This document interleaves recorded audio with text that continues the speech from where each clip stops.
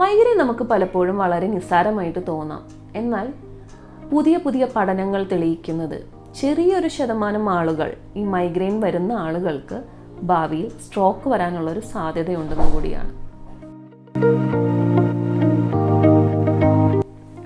ഞാൻ doctor Greeshma Suresh Babu, consultant ENT, perfect medical centre, Mamangalam. ജീവിതത്തിൽ ഒരിക്കലെങ്കിലും തലവേദന അനുഭവിക്കാത്തവർ വളരെ കുറവായിരിക്കും. ഈ തലവേദനയ്ക്ക് പല കാരണങ്ങളുണ്ട്. ഇതിൽ ഇപ്പോൾ കൂടുതലായും ആളുകളിൽ കണ്ടുവരുന്ന മൈഗ്രെയിനെ കുറിച്ചാണ് നമ്മൾ ഇന്ന് സംസാരിക്കുന്നത്. എന്താണ് മൈഗ്രെയിനിൽ സംഭവിക്കുന്നതെന്ന് നമുക്ക് നോക്കാം. നമുക്കെല്ലാവർക്കും അറിയുന്ന ഒരു കാര്യമാണ്, നമ്മൾ കാണുന്നതും കേൾക്കുന്നതും അതുപോലെ തന്നെ നമ്മുടെ ചുറ്റുപാട് നടക്കുന്ന കാര്യങ്ങളെല്ലാം നമുക്ക് മനസ്സിലാക്കി തരുന്നതിന് ഒരു പ്രധാന പങ്ക് വഹിക്കുന്നത് നമ്മുടെ ബ്രെയിൻ എന്ന പ്രോസസ്സിംഗ് സെൻ്ററാണ്. ഇത് കാരണം കൊണ്ട് തന്നെ ബ്രെയിനിൽ ഒരു ഇലക്ട്രിക്കൽ ആക്ടിവിറ്റി എപ്പോഴും നടന്നുകൊണ്ടേയിരിക്കുന്നു. മൈഗ്രെയിനിൽ ഒരു അബ്നോർമൽ ഇലക്ട്രിക്കൽ ആക്ടിവിറ്റിയാണ് നടക്കുന്നത്. ഇതുമൂലം പല കെമിക്കൽസ് അഥവാ ന്യൂറോപെപ്റ്റൈഡ്സ് നമ്മുടെ നാഡികളിൽ നിന്നും റിലീസാവുന്നു. ഈ ന്യൂറോപെപ്റ്റൈഡ്സ് ആണ് തലവേദനയ്ക്ക് കാരണമാകുന്നതും അതുപോലെ തന്നെ തലവേദന നീണ്ടു നിൽക്കുന്നതിന് കാരണമാകുന്നതും. മൈഗ്രെയിൻ എന്നത് പുരുഷന്മാരിലും സ്ത്രീകളിലും കണ്ടുവരുന്നു. പുരുഷന്മാരെ അപേക്ഷിച്ച് സ്ത്രീകളിൽ കുറച്ചു കൂടുതലായിട്ട് കണ്ടുവരുന്നു. ഇത് കൂടുതലുമായി കൗമാരപ്രായത്തിൽ നിന്നും തുടങ്ങി യൗവനം, മധ്യവയസ്സ് എന്നീ വയസ്സുകളിലാണ് കൂടുതലായും കാണുന്നത്. കുട്ടികളിലും മൈഗ്രെയിൻ കാണാറുണ്ട്. ചിലപ്പോൾ തലവേദനയായിട്ടാവണമെന്നില്ല കുട്ടികൾ പ്രസൻറ്റ് ചെയ്യുന്നത്. അവർക്ക് ചിലപ്പോൾ വയറുവേദന, തലകറക്കം എന്നിങ്ങനെ ബുദ്ധിമുട്ടുകളൊക്കെ ആയിട്ടായിരിക്കാം കുട്ടികളിൽ മൈഗ്രെയിൻ പ്രസൻറ്റ് ചെയ്യുന്നത്. മൈഗ്രെയിനിൻ്റെ ലക്ഷണങ്ങൾ എന്തെല്ലാമാണ്? ശക്തിയായിട്ടുള്ള വിട്ടു വരുന്ന തലവേദന. യൂഷ്വലി തലയുടെ ഒരു ഭാഗത്തായിട്ടായിരിക്കും ഈ തലവേദന വരുന്നത്. കൂടുതലും ഈ ചെന്നിയിൽ വരുന്നത് കൊണ്ടാണ് അതിനെ ചെന്നിക്കുത്ത് എന്ന് പറയുന്നത്. പക്ഷേ മറ്റു ഭാഗങ്ങളിലും വരാവുന്നതാണ് ഈ തലവേദന. ചിലപ്പോൾ തല മൊത്തമായിട്ടും വരാറുണ്ട്, ചിലപ്പോൾ തലയുടെ 2 സൈഡിലും തലവേദന വരാറുണ്ട്. ഈ തലവേദന യൂഷ്വലി ഒരു 2 മണിക്കൂർ മുതൽ 72 മണിക്കൂർ വരെ നീണ്ടു നിന്നേക്കാം.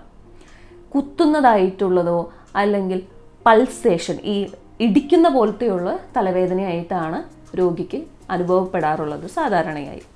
ഇതിനോടൊപ്പം മനം പുരട്ടൽ, ഛർദിൽ, അതുപോലെ തന്നെ ലൈറ്റ് കാണുമ്പോൾ വളരെയധികം ബുദ്ധിമുട്ട് തോന്നുക, സൗണ്ട് കേൾക്കുമ്പോൾ ഭയങ്കര ബുദ്ധിമുട്ട് തോന്നുക, ചില ടൈപ്പ് സ്മെല്ലുകളോട് ബുദ്ധിമുട്ട്, ഇതെല്ലാം രോഗികൾക്ക് അനുഭവപ്പെടാറുള്ളതാണ്. എന്നാൽ ചില ആളുകളിൽ ഈ മൈഗ്രെയിൻ വരുന്നതിനായി മുമ്പായി ചില ബുദ്ധിമുട്ടുകൾ അനുഭവപ്പെടാറുണ്ട്. അതിനെ നമ്മൾ ഓറ എന്ന് പറയുന്നു.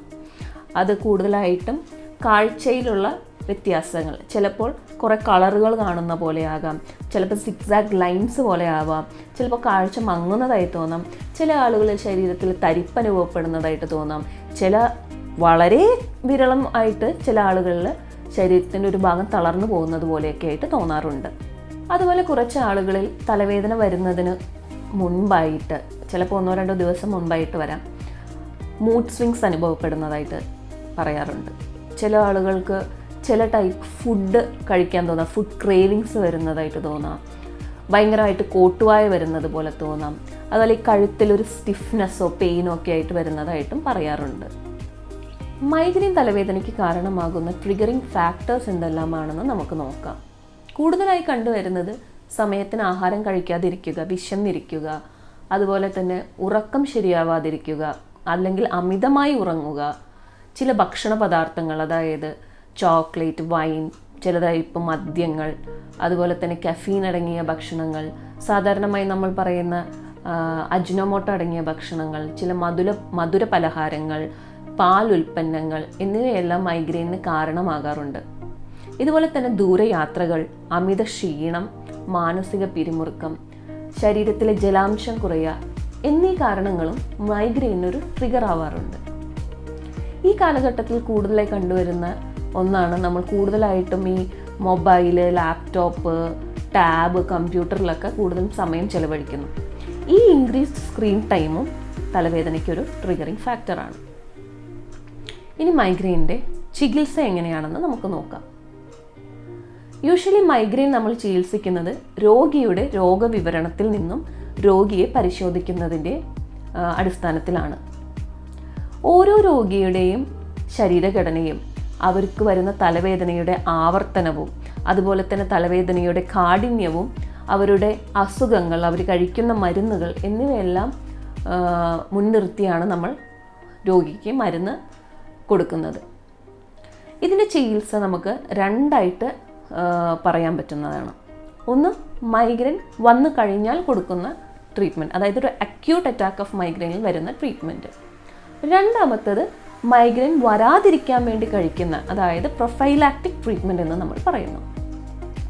അക്യൂട്ട് അറ്റാക്കിൽ യൂഷ്വലി നമ്മൾ കൊടുക്കുന്നത് ചില വേദന സംഹാരികളായിരിക്കും.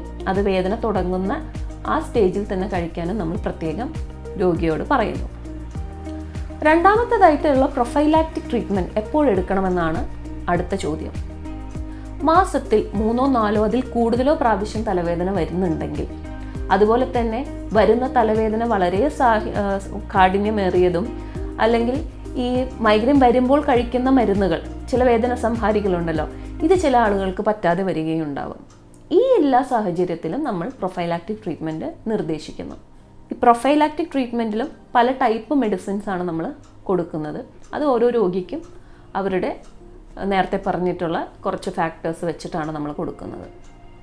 ഇതിനോടൊപ്പം തന്നെ വളരെ ഇമ്പോർട്ടൻ്റ് ആയിട്ട് രോഗി പാലിക്കേണ്ട കുറച്ച് ജീവിതശൈലി മാറ്റങ്ങളുണ്ട്.